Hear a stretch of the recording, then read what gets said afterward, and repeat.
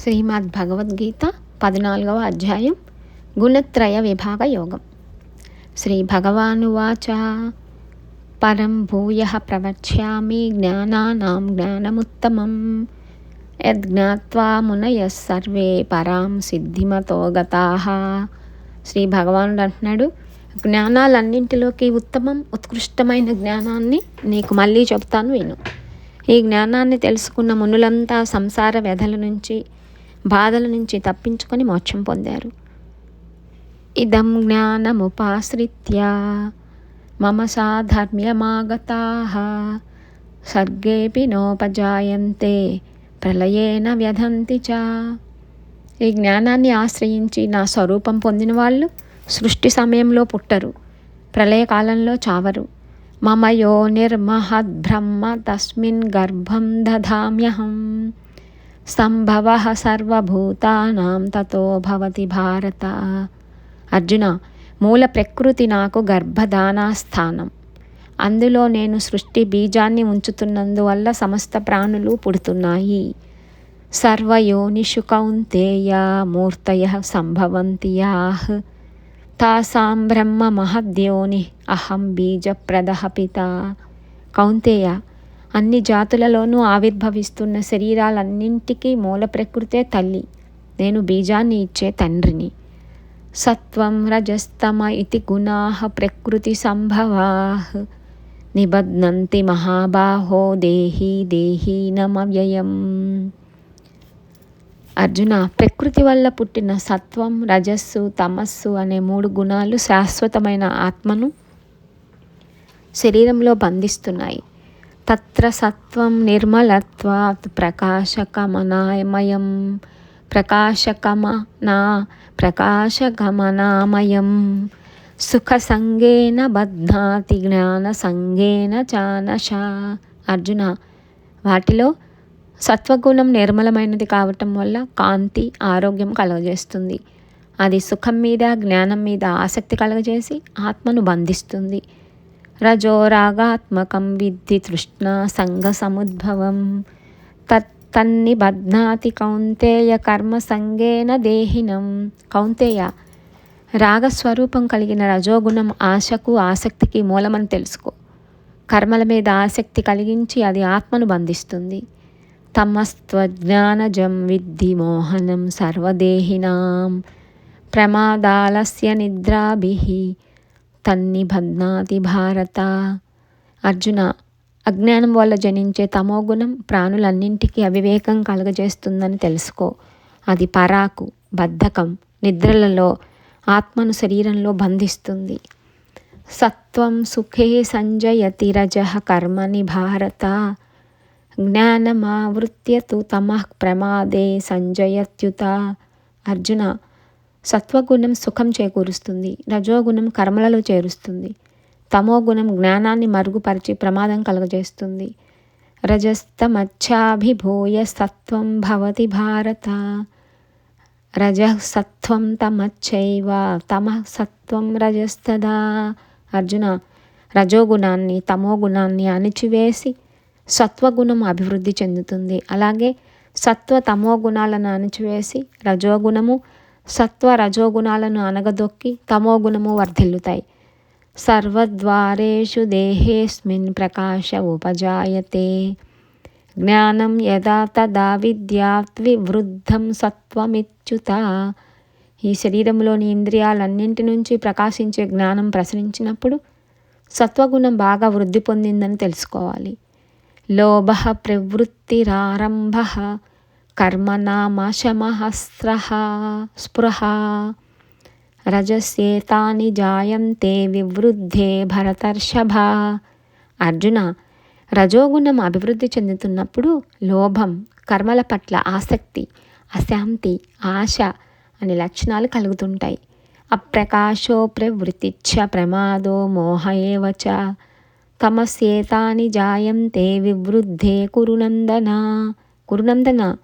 బుద్ధిమాంద్యం, బద్ధకం, అలక్ష్యం, అజ్ఞానం, ఈ దుర్లక్షణాలు తమోగుణ విజృంభణకు తార్కాణాలు. యదా సత్వే ప్రవృద్ధే తు ప్రళయం యాతి దేహభృత్ తదోత్తమ విదాం లోకాన్ అమలాన్ ప్రతిపద్యతే. సత్వగుణం ప్రవృద్ధి చెందిన సమయంలో మరణించినవాడు ఉత్తమ జ్ఞానులు పొందే పుణ్యలోకాలు పొందుతాడు. రజసి ప్రళయం గత్వా కర్మ సంగేషు జాయతే తథా ప్రలీనస్తమసి మూఢయోనిషు జాయతే. రజోగుణం ప్రబలంగా ఉన్న దశలో మృతి చెందితే కర్మల మీద ఆసక్తి కల వాళ్లకు జన్మనిస్తాడు. రజోగుణం ప్రబలంగా ఉన్న దశలో మృతి చెందితే కర్మల మీద ఆసక్తి కల వాళ్లకు జన్మిస్తాడు. అలాగే తమోగుణ వృద్ధిలో తనువు చాలించిన వాడు పామరులకు పశుపక్షాదులకు పుడతాడు. కర్మణః సుకృత స్వాహు సాత్వికం నిర్మలం ఫలం రజసస్తు ఫలం దుఃఖం అజ్ఞానం తమసః ఫలం. సత్వగుణ సంబంధమైన సత్కార్యాల ఫలితంగా నిర్మల సుఖము, రాజస కర్మల మూలంగా దుఃఖం, తామస కర్మల వల్ల అజ్ఞానం కలుగుతాయని చెబుతారు. సత్వాత్ సంజాయతే జ్ఞానం రజసో లోభ ఏవ చ ప్రమాద మోహో తమసో భవతో జ్ఞానమేవ చ. సత్వగుణం వల్ల జ్ఞానం, రజోగుణం వల్ల లోభం, తమోగుణం వల్ల అజాగ్రత్త, మోహం, అజ్ఞానం సంభవిస్తాయి. ఊర్ధ్వం గచ్చంతి సత్వస్తాః మధ్యే తిష్టంతి రాజసాః జఘన్య గుణ వృత్తిస్థాః అధో గచ్చంతి తామసాః. సత్వగుణ సంపన్నులకు ఉత్తమ లోకాలు సంప్రాప్తిస్తాయి. రజోగుణం ప్రధానంగా ఉన్న వాళ్ళు మానవలోకాన్నే పొందుతుండగా తమోగుణం కలిగిన వాళ్ళు నరకలోకానికి పోతుంటారు. నాణ్యం గుణేభ్యః కర్తారం యదా ద్రష్టానుపశ్యతి గుణేభ్యశ్చ పరం వేత్తి మద్భావం సోధిగచ్చతి. కర్మలన్నిటికీ గుణాలను తప్ప మరో దానిని కర్తగా భావించకుండా గుణాలకు అతీతమైన పరమాత్మతత్వాన్ని గ్రహించిన వివేకి మోక్షం పొందుతాడు. గుణానేతనతీత్యత్రీన్ దేహీ దేహ సముద్భవాన్ జన్మ మృత్యు జరా దుఃఖైః విముక్తో మృతమశ్నుతే. శరీరం కారణంగా కలిగిన ఈ 3 గుణాలను అధిగమించిన వాడు పుట్టుక, చావు, ముసలితనం, దుఃఖాల నుంచి విముక్తుడై అమృత పదం పొందుతాడు. అర్జున ఉవాచ క్లైర్లింగైః త్రీన్ గుణానేతాన్ అతీతో భవతి ప్రభో కిమాచారః కథం చైతాన్ త్రీన్ గుణాన్ అతివర్తతే. అర్జునుడు అంటాడు, ప్రభు, ఈ 3 గుణాలను దాటిన వాడి లక్షణాలేంటి? అతని ప్రవర్తన ఎలా ఉంటుంది? ఈ గుణాలను ఎలా అతడు అతిక్రమించగలుగుతాడు అని అర్జునుడు శ్రీకృష్ణుని అడుగుతున్నాడు. శ్రీ భగవానువాచ ప్రకాశం చ ప్రవృత్తిం చ మోహమేవ చ పాండవ న ద్వేష్టి సంప్రవృత్తాని న నివృత్తాని కాంక్షతి ఉదాసీనవదాసీనో గుణైర్యో న విచాల్యతే గుణా వర్తంత ఇత్యేవ యోహ్వతిష్టతి నేగతే సమదుఃఖ సుఖః స్వస్థః సమలోష్టచ్ఛ్మకాంచనః తుల్యప్రియా ప్రియ ధీరః తుల్యనిందాత్మ సంస్తుతిః మానవా మానయోస్తుల్యః తుల్యో మిత్రారిపక్షయోః సర్వారంభ పరిత్యాగి గుణాతీతః స ఉచ్యతే. శ్రీ భగవానుడు అంటున్నాడు, అర్జున, గుణాతీతుడి గుర్తులు ఇవి. తనకు సంప్రాప్తించిన సత్వగుణ సంబంధమైన సౌఖ్యాన్ని కానీ, రజోగుణ ధర్మమైన కర్మ ప్రవృత్తిని కానీ, తమోగుణ లక్షణమైన మోహాన్ని కానీ ద్వేషించడు. అవి లేకుండా పోతే వాటిని ఆకాంక్షించడు. ఏమీ సంబంధం లేని వాడిలాగా ఉండి గుణాల వల్ల చలించకుండా సర్వకార్యాలలోనూ ప్రకృతి గుణాలే ప్రవర్తిస్తున్నాయని గ్రహించి ఎలాంటి పరిస్థితులలోనూ తన నిశ్చల బుద్ధిని విడిచిపెట్టడు. సుఖదుఖాలు, మట్టి బెడ్డ, రాయి, బంగారం, ఇష్టానిష్టాలు, దూషణ భూషణలు, మానవమానాలు, శత్రుమిత్రులను సమాన దృష్టితో చూస్తూ కామ్యకర్మలన్నింటినీ విడిచిపెట్టి నిరంతరం ఆత్మావలోకనంలో నిమగ్నమై ఉండే ధీరుడు. మాంచయో వ్యభిచారేణ భక్తి యోగేన సేవతే సగుణాన్ సమతీత్యైతాన్ బ్రహ్మభూయాయ కల్పతే. అచంచల భక్తితో నన్ను సేవించేవాడు ఈ 3 గుణాలను అధిగమించి ముక్తి పొందటానికి అర్హుడవుతాడు.